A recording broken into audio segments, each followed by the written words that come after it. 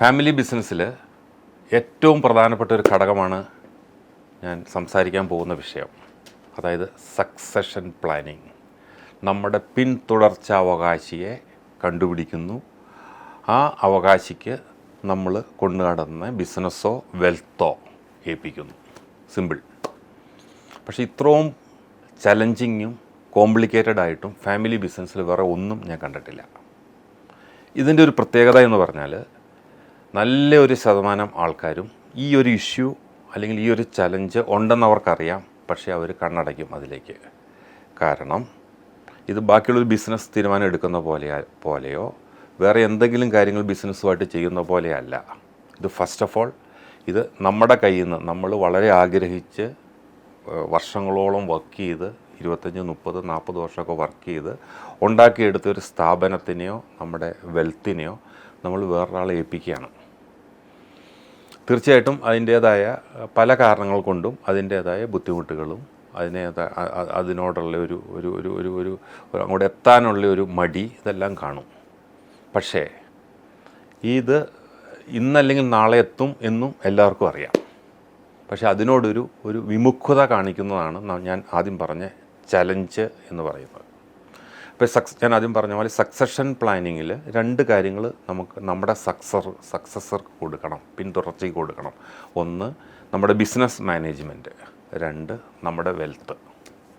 ഇത് രണ്ടും നമ്മൾ കൊടുത്തേ പറ്റുള്ളൂ. പക്ഷേ എപ്പോൾ എങ്ങനെ കൊടുക്കണം എന്നുള്ളതാണ് ഇതിൻ്റെ അത് ക്വസ്റ്റ്യൻ. ഇതിപ്പോൾ നമ്മളിപ്പോൾ ഞാനിത് പറയുമ്പോൾ നിങ്ങൾക്ക് തന്നെ മനസ്സിലാലോചിക്കാവുന്നേ ഉള്ളൂ.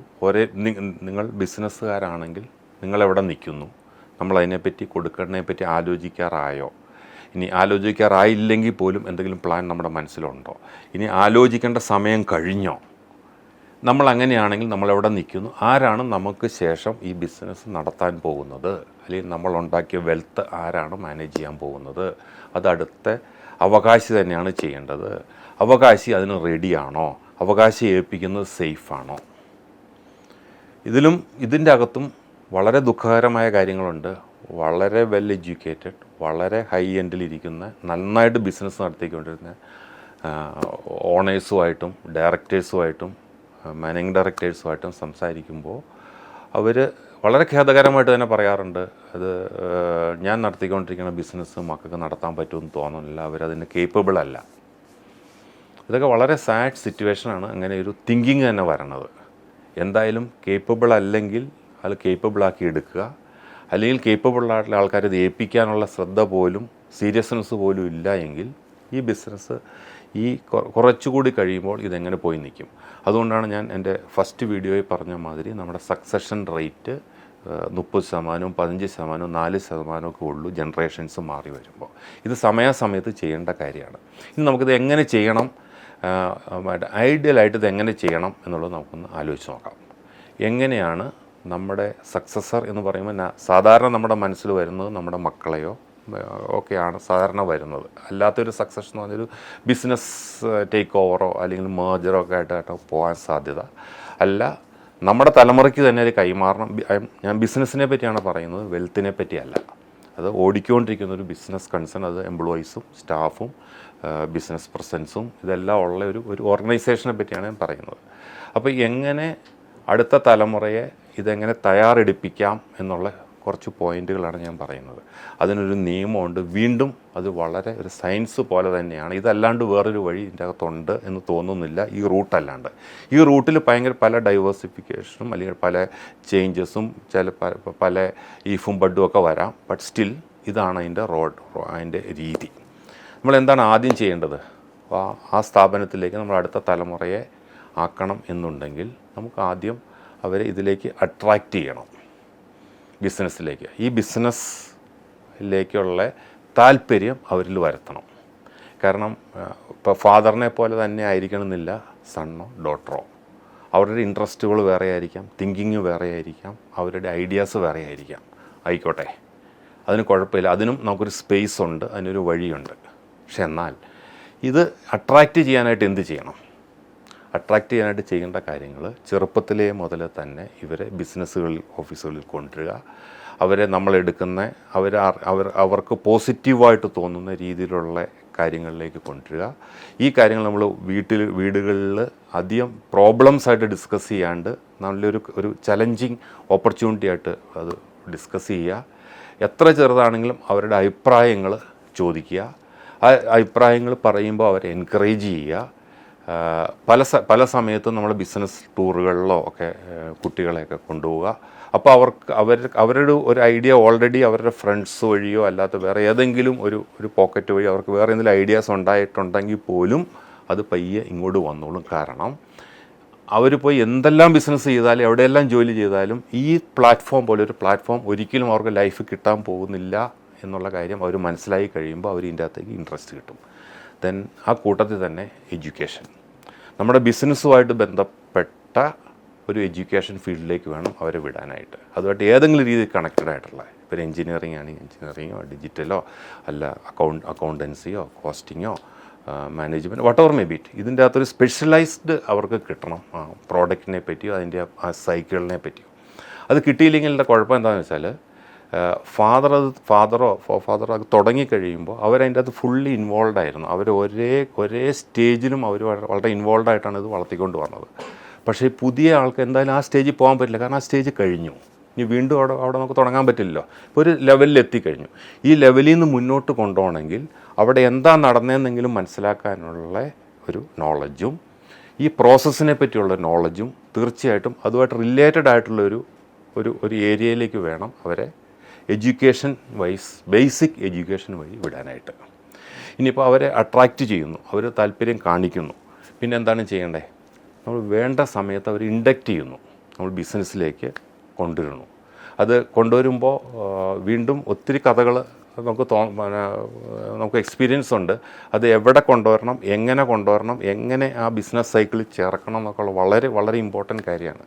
ഇപ്പോൾ 1-2 കേസിൽ എൻ്റെ മനസ്സിൽ കണ്ടത്, മക്കളുടെ ഇത് കഴിഞ്ഞ് വരുമ്പോൾ അവർക്ക് ആദ്യം പഠിത്തം കഴിഞ്ഞ് വരുമ്പോൾ ആദ്യം ബുക്ക് ചെയ്യണത് കാറാണ്. ക്യാബിൻ, സെക്രട്ടറി, എല്ലാ സെറ്റപ്പും അവർ നേരെ ക്യാബിനിലേക്ക് കയറ്റിയിരുത്തും.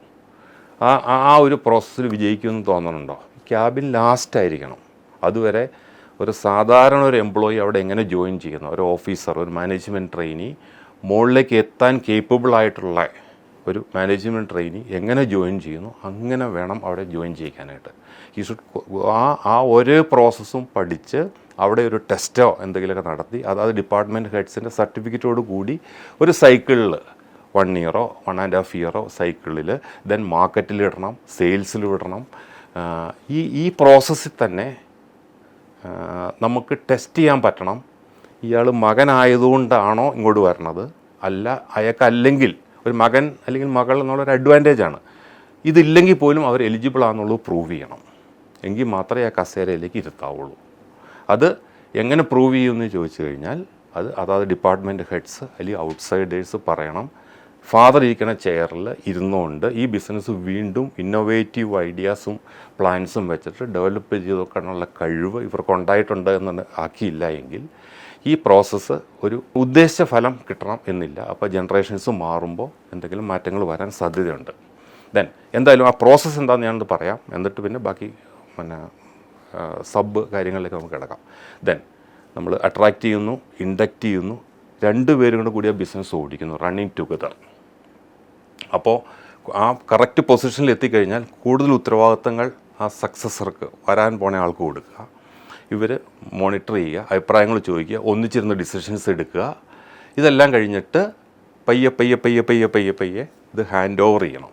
അപ്പോൾ അടുത്ത സ്റ്റെപ്പ് ഹാൻഡ് ഓവർ ചെയ്യുക എന്നാണ്. അപ്പോൾ അട്രാക്റ്റ് ചെയ്യുന്നു, ഇൻഡക്റ്റ് ചെയ്യുന്നു, running together, then hand over ചെയ്യുന്നു. ഈ ഹാൻഡ് ഓവർ ചെയ്യുന്ന സമയത്തും നമ്മൾ എൻഷുർ ചെയ്യണം നമ്മൾ ആ എക്സ്പെക്റ്റഡ് പൊസിഷനിൽ, ആ ലെവലിൽ, ആ എക്സ്പെക്റ്റേഷനിൽ in different angle, maturity, attitude, PR skills, വാട്സറ്റ് എംപ്ലോയീസിനോടുള്ള പെരുമാറ്റങ്ങൾ, പബ്ലിക്കുമായിട്ടുള്ള പെരുമാറ്റങ്ങൾ, ഇതൊക്കെ ഫാദർ എങ്ങനെ ഇത് വളർത്തിക്കൊണ്ട് വന്നോ അതേ കൾച്ചർ, അതേ ഒരു വാല്യൂ സിസ്റ്റം അടുത്ത സക്സസർക്ക് ഉണ്ടായി എന്ന് ഉറപ്പ് വരുത്തിയാൽ മാത്രമേ ഇത് ഹാൻഡ് ഓവർ ചെയ്യാവുള്ളൂ. പല കേസിലും ഹാൻഡ് ഓവർ ചെയ്തിട്ട് തിരിച്ചെടുക്കേണ്ടി വന്നിട്ടുണ്ട്. എന്നുവെച്ചാൽ പ്രോപ്പറായിട്ട് ഹാൻഡ് ഓവർ ചെയ്യാത്തതാണ് അതിന് കാരണം. അപ്പോൾ ഹാൻഡ് ഓവർ ചെയ്യുമ്പോഴും ശ്രദ്ധിക്കേണ്ട ഏറ്റവും വലിയ കാര്യം ഇതാണ്, അത് എത്തി, ആ ഒരു സീസണിങ് എത്തി എന്നുള്ളത് വളരെ ഇമ്പോർട്ടൻ്റ് ആണ്. അല്ലെങ്കിൽ വീണ്ടും നമുക്ക് പ്രശ്നങ്ങളിലെത്തിക്കാം. ദെൻ ഹാൻഡ് ഓവർ ചെയ്ത് കഴിഞ്ഞാൽ നമ്മൾ ഉടനെ വീട്ടിൽ പോയിരിക്കുകയല്ല വേണ്ടേ. That is called stay connected. നമ്മളെപ്പോഴും അതുമായിട്ടൊരു കണക്ഷൻ വേണം. നമ്മൾ ഇടയ്ക്ക് 1-2 മണിക്കൂറോ ഒക്കെ ഓഫീസിൽ വരിക, നോക്കുക, അന്വേഷിക്കുക എങ്ങനെ കാര്യങ്ങൾ പോകുന്നു, എന്തെങ്കിലും തെറ്റുണ്ടെങ്കിൽ കറക്റ്റ് ചെയ്യുക. ഇത്രയൊക്കെ ചെയ്ത് പോയി കഴിഞ്ഞാൽ എൻഷുർ ചെയ്യാൻ പറ്റും ഇത് പിന്നെ വരുന്നു എന്നുള്ളത്. പിന്നെ ഇതിൻ്റെ അകത്ത് ഉണ്ടാവുന്നൊരു കാര്യം എന്ന് വെച്ചാൽ ഈ പ്രോസസ്സിലൊക്കെ ഒരു കോൺഫ്ലിക്റ്റ് ഉണ്ടാവാൻ വഴിയുണ്ട്. കാരണം ഈ വരുന്ന സക്സസറും കമ്പ്യൂട്ടറും അങ്ങനത്തെ ഒരു ഇതൊന്നും അല്ലല്ലോ. മീൻസ് ഒരു മിഷനൊന്നും അല്ല, മനുഷ്യനല്ലേ. അപ്പോൾ പുള്ളി പഠിച്ചത്, പുള്ളിയുടെ ഫ്രണ്ട്സ് അല്ലെങ്കിൽ പുള്ളിയുടെ സ്പൗസ് ഉണ്ട്, ഈ സ്പൗസ്, അവരുടെ വീട്ടുകാർ, ഇവരുടെയൊക്കെ ഇൻഫ്ലുവൻസോട് കൂടിയായിരിക്കും ഇങ്ങോട്ട് വരണം. അപ്പോൾ കോൺഫ്ലിക്റ്റ് ഉണ്ടാവാൻ സാധ്യതയുണ്ട്. ഈ കോൺഫ്ലിക്റ്റ് ഉണ്ടാവാണ്ട് നോക്കുക. ഉണ്ടായാൽ അത് ഓപ്പണായിട്ട് ഡിസ്കസ് ചെയ്ത് അത് സോർട്ട് ചെയ്യാവുന്ന ഒരു ഫോറവും ഉണ്ടാക്കി തരിക. ഇപ്പോൾ തന്നെ ആ മോഡലിൽ പോയി കഴിഞ്ഞാൽ അടുത്ത ജനറേഷൻ കൂടി അവർക്ക് റൺ ചെയ്ത് മുന്നോട്ട് കൊണ്ടുപോകാൻ പറ്റും.